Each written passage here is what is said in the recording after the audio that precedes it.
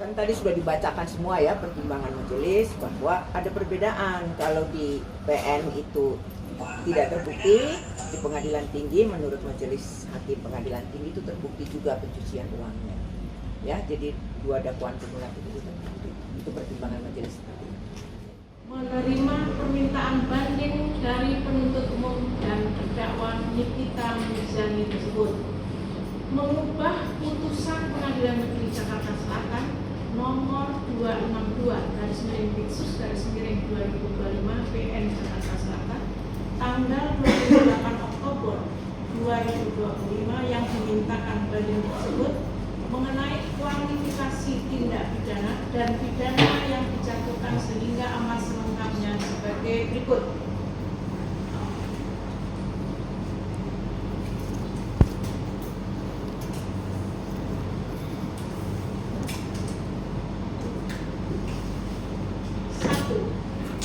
Menyatakan terdakwa Nikita Mirzani tersebut di atas terbukti secara sah dan meyakinkan bersalah melakukan tindak pidana turut serta melakukan perbuatan dengan sengaja dan tanpa hak mendistribusikan dan atau mentransmisikan informasi elektronik dan atau dokumen elektronik dengan maksud untuk menguntungkan diri sendiri atau orang lain secara melawan hukum dengan ancaman pencemaran atau dengan ancaman akan membuka rahasia, memaksa orang supaya memberikan suatu barang yang sebagian atau seluruhnya milik orang tersebut atau milik orang lain,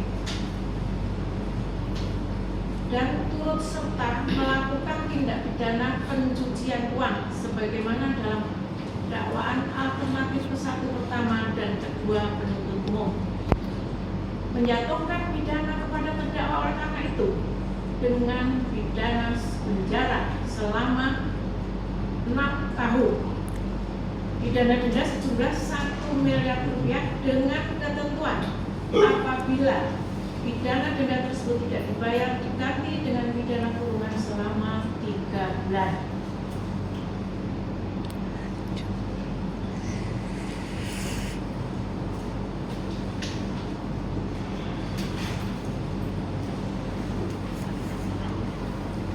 Menetapkan masa penangkapan dan penahanan yang telah dijalani terdakwa dikurangkan seluruhnya dari pidana yang dijatuhkan. 4. Menetapkan terdakwa tetap ditahan. Menetapkan barang bukti sebagaimana tersebut dalam putusan ini nomor 1 sampai dengan bukti nomor 39. Kan bahwa tadi disebutkan bahwa pencucian uang di sini terbukti, ini kan berbeda dari yang dari putusan di Jaksel. Mungkin boleh dijelaskan lagi, Bu? Oh, kan tadi sudah dibacakan semua ya pertimbangan majelis bahwa ada perbedaan. Kalau di PN itu tidak terbukti, di pengadilan tinggi menurut majelis hakim pengadilan tinggi itu terbukti juga pencucian uangnya. Ya, jadi dua dakwaan kumulatif itu terbukti. Itu pertimbangan majelis tadi. Artinya pertimbangan yang paling kuat sekali untuk menolak yang memberatkan, Bu, banding ini apa?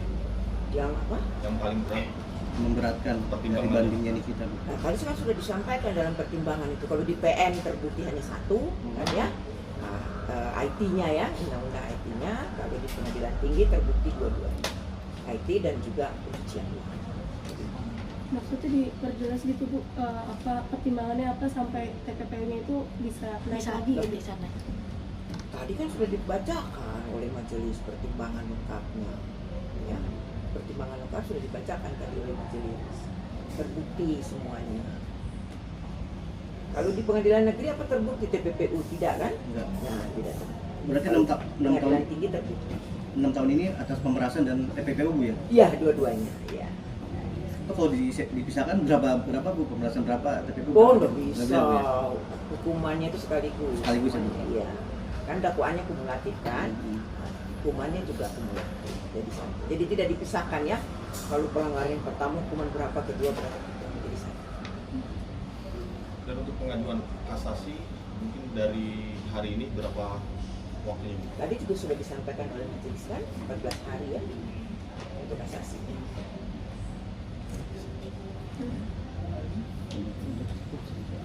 Masih ada lagi?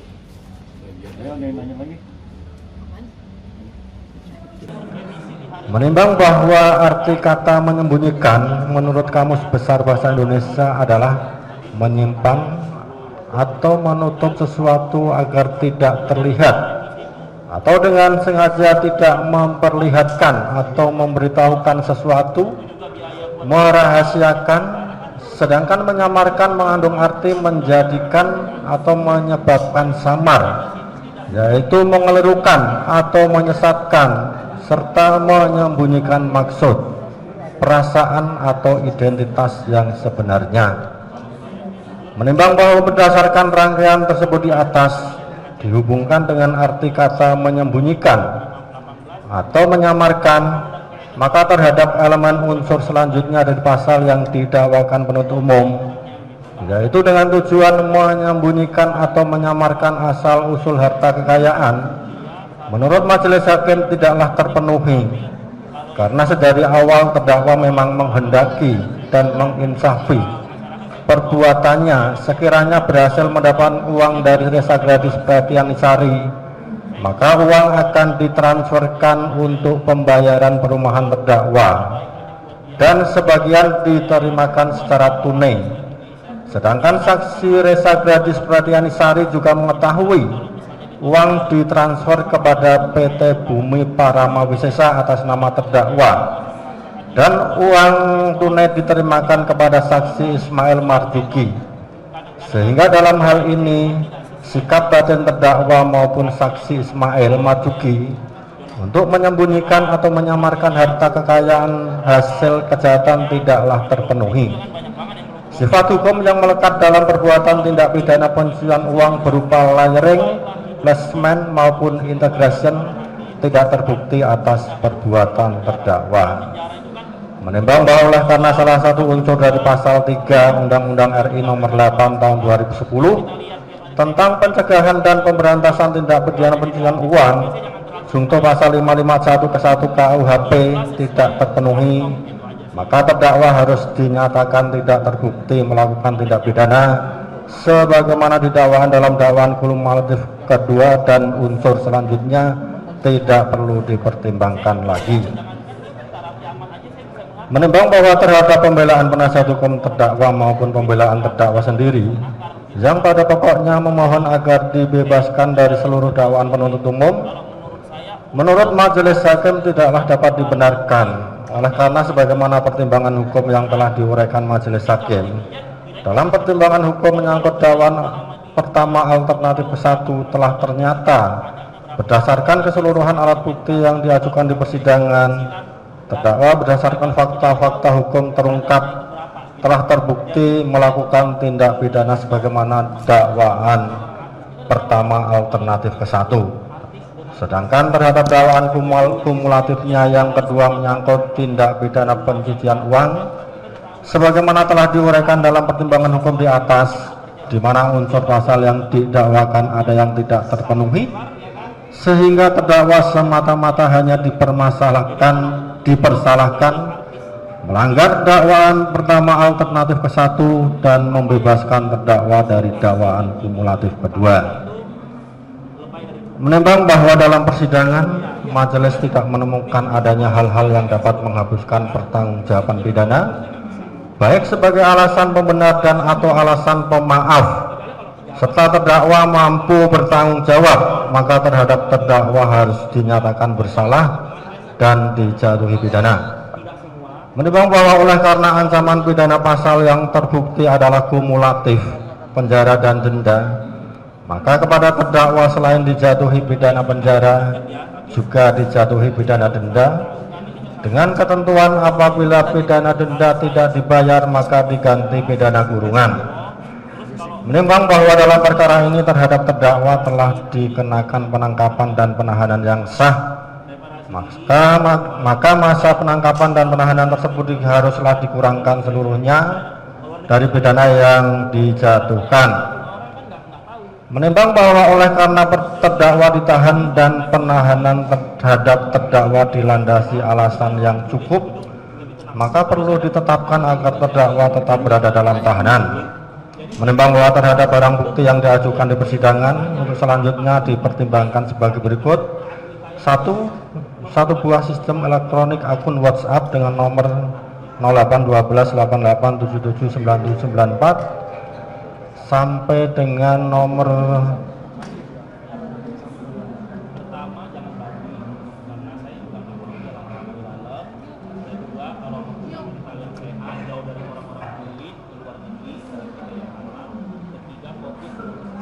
nomor 39 sebagaimana tercantum lengkap dalam putusan dan dianggap telah dibacakan. Oleh karena masih dipergunakan sebagai barang bukti dalam perkara lain atas nama terdakwa Ismail Marzuki, maka akan dikembalikan kepada penuntut umum untuk dipergunakan sebagai barang bukti dalam perkara terdakwa Ismail Marzuki. Menimbang bahwa untuk menjatuhkan pidana terhadap terdakwa, maka perlu dipertimbangkan terlebih dahulu keadaan yang memberatkan dan yang meringankan terdakwa. Keadaan yang memberatkan bahwa terdakwa tidak mengakui terus terang perbuatannya dan terdakwa sudah pernah dihukum. Keadaan yang meringankan terdakwa memiliki tanggungan keluarga. Menimbang bahwa oleh karena terdakwa dijatuhi pidana maka haruslah dibebani untuk membayar biaya perkara.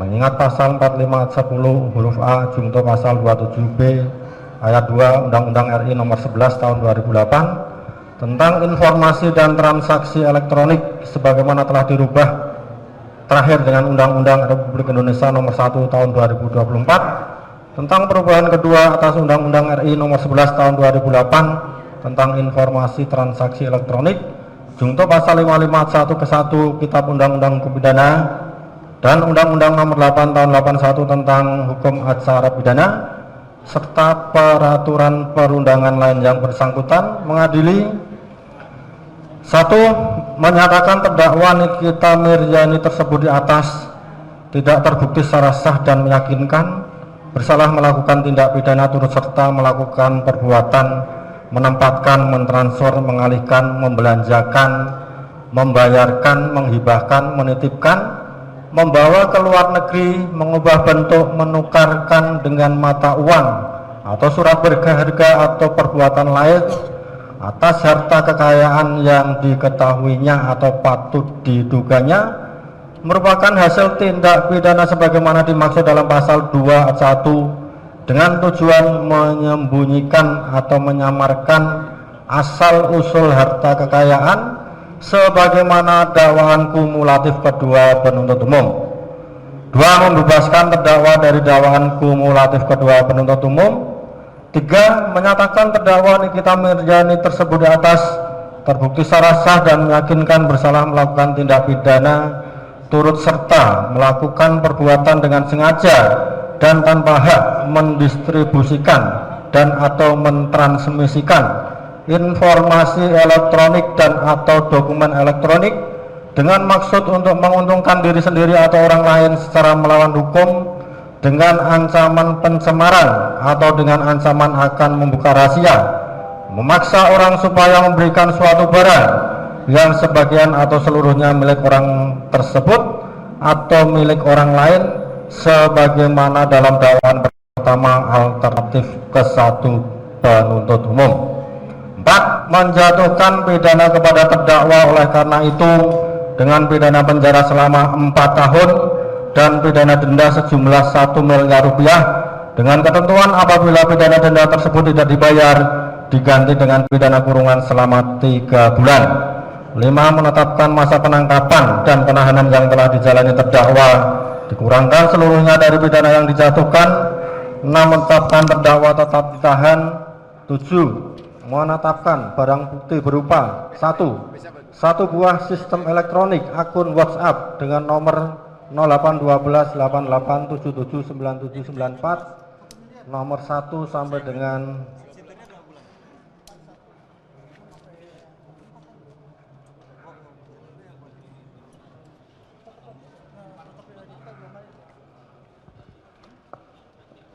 nomor 1 sampai dengan nomor 39 sebagaimana telah tercantum lengkap dalam putusan dikembalikan kepada penuntut umum untuk dipergunakan sebagai barang bukti dalam perkara terdakwa Ismail Marzuki.